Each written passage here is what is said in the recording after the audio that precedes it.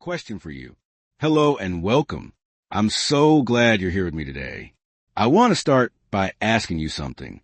Do you remember a time when the smell of baking bread could fill your entire soul with warmth? Or when the thought of a Sunday roast with family was a highlight of your week? Food is so much more than fuel. It's memory, it's connection, it's joy. But what happens when that joy begins to fade? What happens when you sit down to a meal, not with eager anticipation, but with a sense of duty?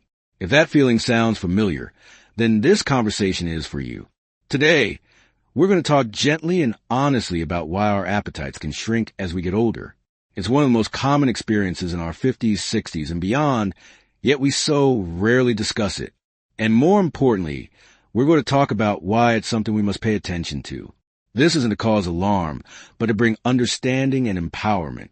Point 1, our changing senses. The first and perhaps most subtle reason is that our senses begin to change. Our experience of food is a symphony of taste and smell, and as we age, some of the instruments in that orchestra begin to play a little more quietly. We have thousands of taste buds on our tongues, and over time, they can decrease in number and sensitivity. The same thing happens with the olfactory receptors in our nose that are responsible for our sense of smell. Think of Margaret. She's 72, and for her entire life, her identity has been tied to her famous apple pies. The smell of cinnamon and baked apples would fill her home, a signal of love and comfort to her children and grandchildren. But lately, she's confessed to her daughter that the pies just don't taste the same to her. The flavors seem muted, bland. She started baking them less often, because the joy she got from it, that rich sensory feedback, has diminished. When food literally loses its flavor and aroma, our motivation to eat it naturally wanes. It's not a conscious decision. It's a biological whisper telling us that this experience isn't as rewarding as it once was. Point 2, the quiet hormonal conversation. Going a little deeper inside our bodies, there's a constant, quiet conversation happening between hormones that regulate hunger. You can think of it like two messengers. One is called ghrelin, the hunger hormone. It's the one that sends a message to your brain saying, it's time to eat. The other is called leptin, the fullness hormone, which says, all right, that's enough. You can stop now.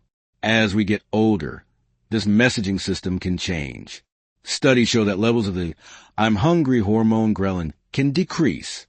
At the same time, our bodies can become more sensitive to the I'm full hormone leptin. The result? The signal to start eating gets quieter, and the signal to stop eating arrives earlier and feels louder. You might find you feel full after only half a plate when you used to comfortably finish the whole thing. It's a slow, gradual shift, but over months and years, it leads to consuming consistently fewer calories and nutrients. Point 3, the ripple effect of health and medication. This is a profoundly important one. Many of us, as we navigate our later years, are managing one or more chronic health conditions, and often that comes with taking daily medications. While these medications can be life-saving, they frequently come with side effects that directly impact our appetite. Things like a persistent dry mouth can make chewing and swallowing difficult. Some medications can cause a metallic taste in the mouth, altering the flavor of food. Others might cause nausea or an upset stomach, which creates a negative association with eating. Furthermore, the conditions themselves, whether it's heart disease, kidney issues, or even lung conditions, can place stress on the body that suppresses the drive to eat. It creates a difficult cycle.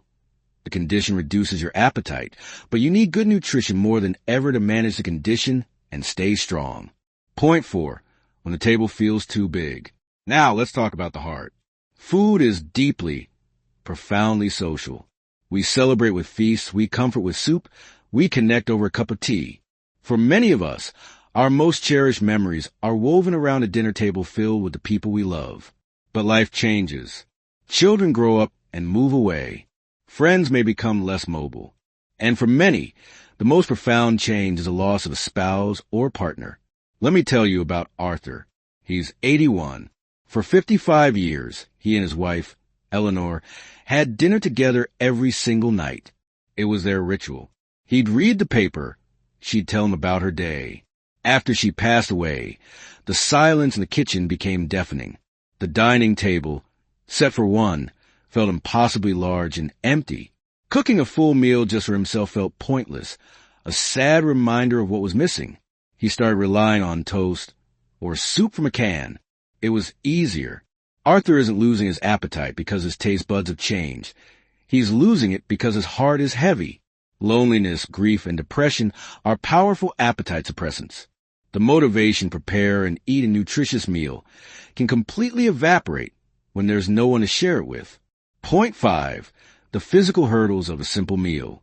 Finally, there are the practical, physical challenges that can arise. Dental problems are a major one. If your teeth are sensitive, if you have dentures that don't fit perfectly, or if chewing has become difficult, you'll naturally start avoiding foods you once loved. That crunchy apple, that crusty bread, that steak, they all get pushed aside for softer, easier options, which may not be as nutrient-dense. Our digestive system also slows down. The stomach may take longer to empty, leaving you feeling full for longer periods. Issues like acid reflux or constipation can make eating an uncomfortable, even painful experience, leading you to eat less to avoid the consequences. These aren't dramatic events, but small, daily discomforts that collectively make eating feel like a burden rather than a pleasure. Why this is more than just a smaller appetite. So, we talked about the why, but now we must address the most critical part of this conversation. Why is this dangerous? A shrinking appetite in an older adult is one of the biggest warning signs of impending frailty. When we consistently undereat, our body needs to get energy from somewhere. It starts by breaking down our muscle tissue. This condition has a name, sarcopenia. It's the age-related loss of muscle mass, strength, and function. Losing muscle isn't about vanity. It's about independence. Muscle is what allows you to get out of chair, to carry your groceries, to catch yourself if you trip. As we lose it, our risk of a fall skyrockets. And for an older person, a fall can be a life-altering event. Beyond muscle, a lack of protein, vitamins, and minerals devastates our immune system.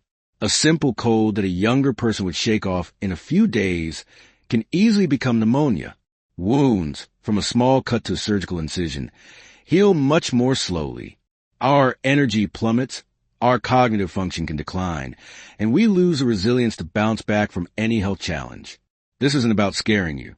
It's about reframing a smaller appetite from just a part of getting old to what it truly is, a critical signal from your body that it is not getting the resources it needs to keep you strong, independent, and well. Your next step. If anything we've talked about today has resonated with you, if you've recognized yourself in Margaret's story or felt a pang of empathy for Arthur, please know that you are not alone, and this is not a hopeless situation. The first and most important step is awareness. Recognizing that this is happening and that it matters. This is a conversation we need to be having with ourselves, with our partners, with our parents, and with our doctors. In the comments below, I would be so honored if you would share a piece of your own story. Which of these points felt most true for you or for someone you love? Sharing our experiences is how we break the silence and support one another. If you found this conversation helpful, please consider giving this video a like and subscribing to the channel. We'll be talking more about solutions and strategies in future videos. And if you know someone who might need to hear this message, please share it with them. It can make all the difference.